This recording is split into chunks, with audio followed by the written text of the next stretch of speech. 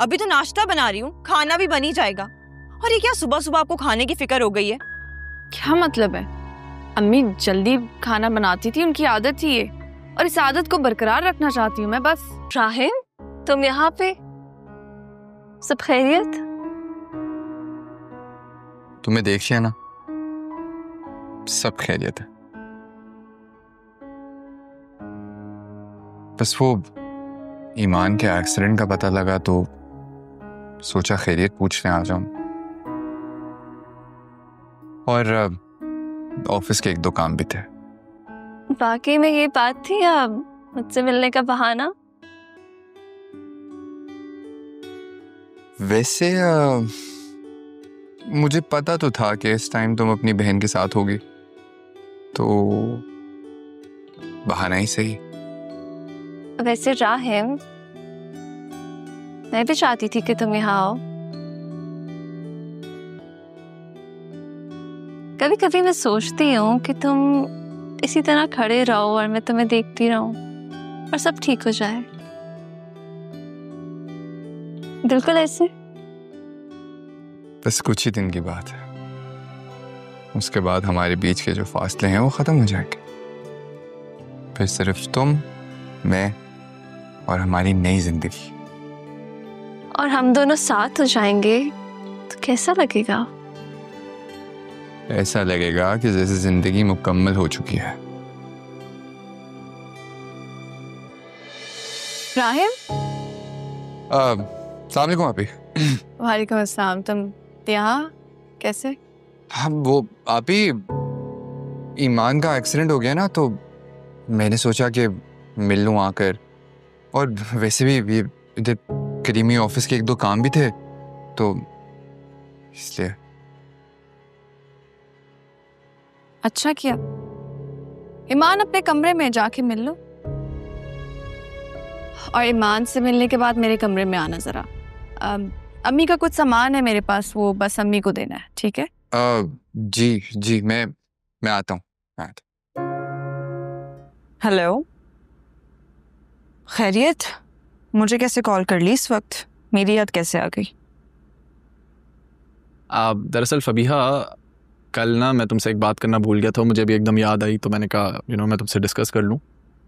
असल में हम सब भाई जो है ना, वो मिलके वो जो हमारी पुरानी शॉप थी ना, वो वापस खरीदना चाह रहे हैं। तो मैंने सोचा कि अगर ये बुटीक अगर बेच दी जाए तो आसान हो जाएगा ना, मतलब हम सब भाइयों का वापस बिजनेस करना।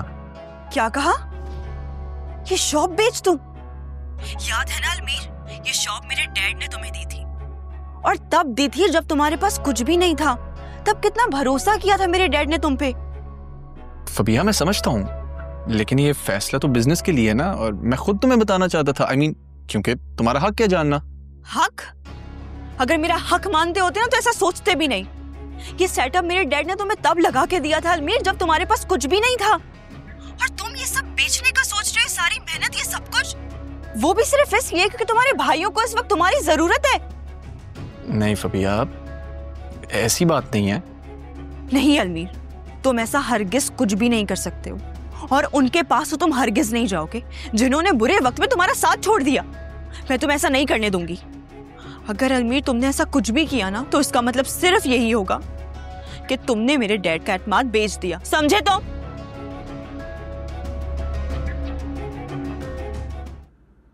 क्या मैं बैठ सकता हूँ?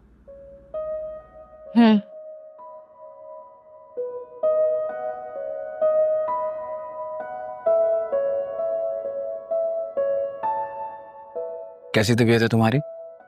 बेहतर है पहले से।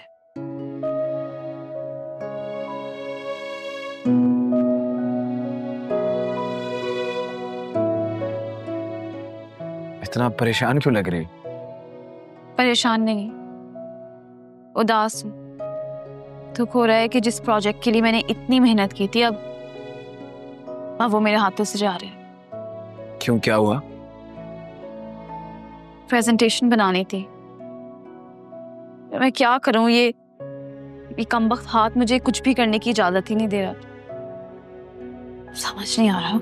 हाँ, तो तुम्हें परेशान होने की जरूरत नहीं है। तो मुझे बताओ, मैं तुम्हारे लिए टाइप कर दूंगा। नहीं, उसकी जरूरत नहीं है, मैं अपना काम खुद कर सकती हूँ। देखो ईमान, तुमने हमेशा मेरी इतनी हेल्प की है, मुझे अच्छा लगेगा तुम्हारी मदद करके। Please Iman, try to understand. तुमने बहुत मुश्किल से अपने ऑफिस में अपना नाम बनाया, अपना मकाम बनाया, इसको ऐसे नहीं जाने दो प्लीज। और सच कहूं तो मुझे भी पर्सनली बहुत खुशी होगी मैं किसी भी तरह तुम्हारे काम आ सकूं। क्या वाकई तुम मेरी मदद कर सकते हो? Of course, why not? तुम बस मुझे बताओ करना क्या है।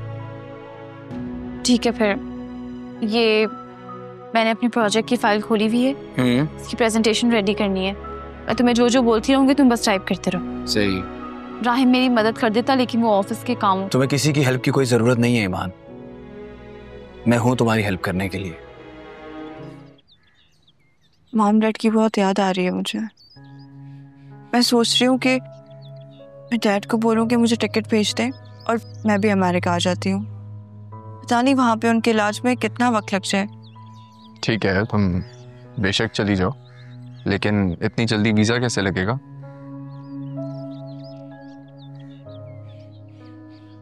मेरा 5 साल का वीज़ा ऑलरेडी लगा हुआ है। क्या? तुमने कभी बताया ही नहीं? तुमने कभी पूछा ही नहीं। ठीक है, तुम बेशक चली जाओ, मुझे कोई एतराज़ नहीं है, लेकिन मसला ये है कि बच्चों को कौन संभालेगा? पता है ना, उन्हें तुम्हारी आदत हो गई है। हाँ, बस यही वजह है जिसकी वजह से मैं रुक जाती हूँ, वरना मैं तो कब की चली जाऊँ। क्या कर सकते हैं, उनका वहाँ जाना भी तो मजबूरी थी, हमारे इख्तियार में थोड़ी थी। और बच्चे भी अभी छोटे हैं, उनके डॉक्यूमेंट्स अगर हमने प्रोसेस करने में लगा दिए तो पता नहीं वीज़ा कब आएगा। तब तक तो वैसे ही इंशाल्लाह आंटी ठीक होके वापस आ जाएंगी। हाँ, बिल्कुल ठीक कह रहे हो तुम। एक बात बताऊं,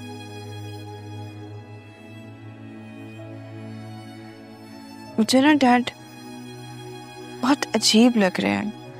ऐसा लग रहा है जैसे मुझसे कोई बात नहीं कर रहे हैं, मुझसे कोई बात छुपा रहे हैं। क्योंकि उन्होंने आज तक मुझसे कभी भी इतने रूखे अंदाज में बात नहीं की है। एक तो फबिया, तुम भी हर छोटी छोटी बात पे परेशान हो जाती और जज्बाती हो तुम। बात की गहराई को समझा करो, हर बात के 2 पहलू होते हैं। कि 2 पहलू हो या 3 पहलू, मुझे ये बातें समझ नहीं आती। मैं सिर्फ स्ट्रेट फॉरवर्ड बातें पसंद करती हूँ। जी पता है।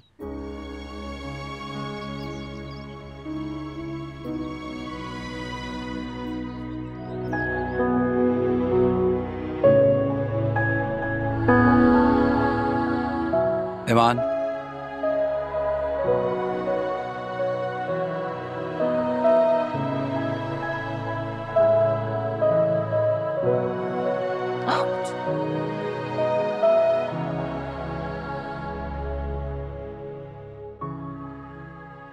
ये रहा आपका नाश्ता। किसने बनाया है? मैंने बनाया। क्यों? क्या जरूरत थी? मैं अपने लिए नाश्ता खुद बना सकती हूँ। हाँ, मैं अपने लिए बना रहा था, मैंने सोचा मैं तुम्हारे लिए भी बना दूं। अच्छा, तो अब तुम मेरे साथ बैठ के नाश्ता भी करोगे? हाँ, ये कोई पहली बार तो नहीं हो रहा। हाँ, वो बात तो ठीक है, लेकिन अब मुझे ये सब मुनासिब नहीं लगता। चुप करके नाश्ता करो। डॉक्टर ने तुम्हें रेस्ट करने को कहा है, और रेस्ट सिर्फ जिस्मानी नहीं होती, ज़हनी भी होती है।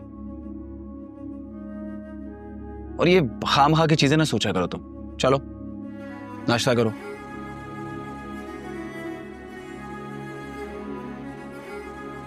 करो।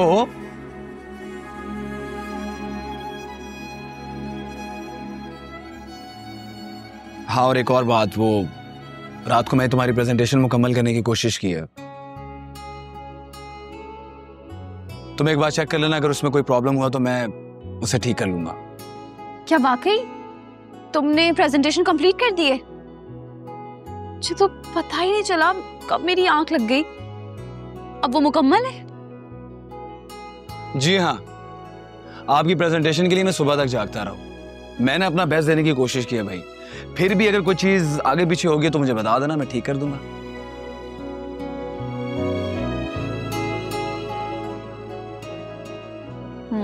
ठीक है, देख लूंगी। सही है, चलो जल्दी से नाश्ता करो, मैंने बहुत मेहनत से बनाया है। महक भाभी और फबिया कोई भी नहीं थे, उनसे कह देते, वो मेरे लिए नाश्ता बना देती। तुमने खामा खाई जहमत की है वैसे। अब अगर मैंने जहमत कर ही दी है तो आप मुझे मेरी जहमत का सिला दें और नाश्ता करें और मुझे बताएं कि कैसा बना है। चलो जल्दी, शाबाश शाबाश शाबाश शाबाश।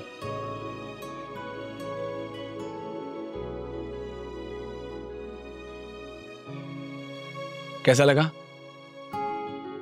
अच्छा है। अच्छा है तो फिर जल्दी से सारा मुकम्मल करो।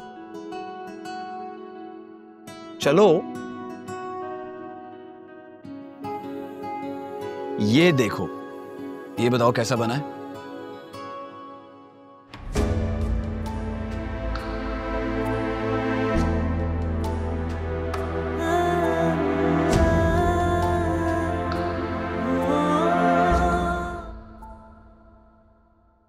इस खाने में क्या बना रही हो फबिया? अभी तो नाश्ता बना रही हूँ, खाना भी बन ही जाएगा। और ये क्या सुबह सुबह आपको खाने की फिक्र हो गई है? क्या मतलब है? अम्मी जल्दी खाना बनाती थी, उनकी आदत थी ये, और इस आदत को बरकरार रखना चाहती हूँ मैं बस। अगर इतनी ही बरकरार रखनी है तो खुद बना लीजिए ना, ये मैंने सारे घर का ठेका थोड़ी लिया हुआ है। ये किस लहजे में बात करी हो मुझसे? उसी लहजे में बात करी हूँ जो जबान ना आपको समझ आती है। मुझे लगता है भाभी ये बात आप शायद भूल गई हैं कि मेरा नाम फबिया है।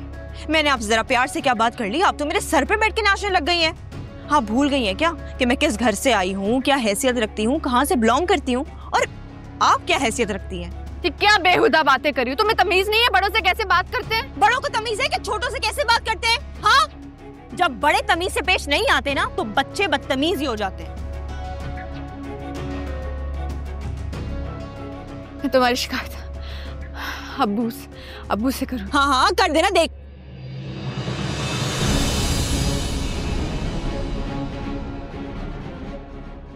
भाभी, महक भाभी, भाभी भाभी आंखें खोले। भाभी क्या हुआ है?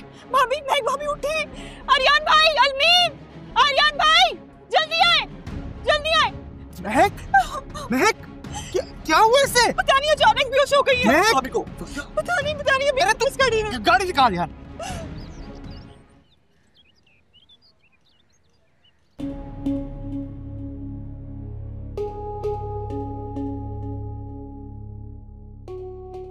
क्या बात है बेटा फबिया,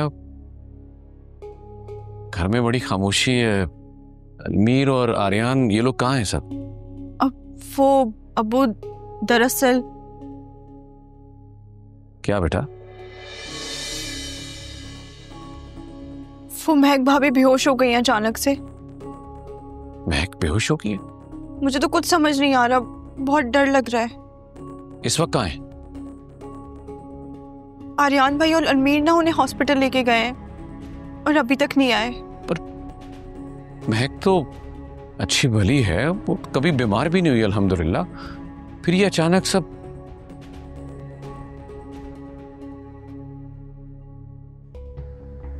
कहीं तुमने तो कुछ? नहीं अब्बू, ऐसी कोई बात नहीं है। मैं तो बस किचन में अपना काम कर रही थी। महक भाभी किचन में आई और अचानक उनकी तबीयत खराब हो गई और वो बेहोश हो गई, बिल्कुल पीली पड़ गई थी। वो पता नहीं क्या हो गया उन्हें। मुझे बस इस बात का डर लग रहा है कि अगर उन्हें कुछ भी हुआ ना तो हर कोई सिर्फ मुझे इल्जाम देगा। देखो बेटा फबिया, इंसानों की जिंदगी का मालिक तो अल्लाह है,